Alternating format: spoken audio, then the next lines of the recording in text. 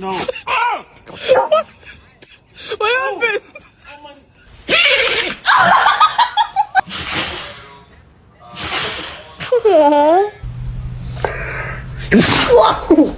What are you doing right here, man? Hey.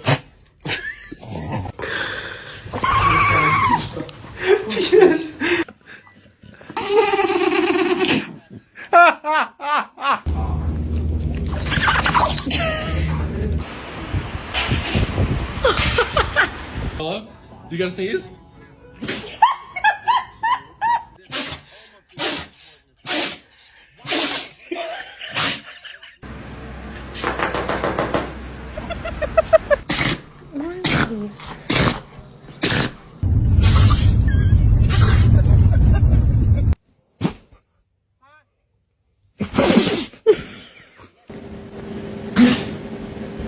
Right in the face.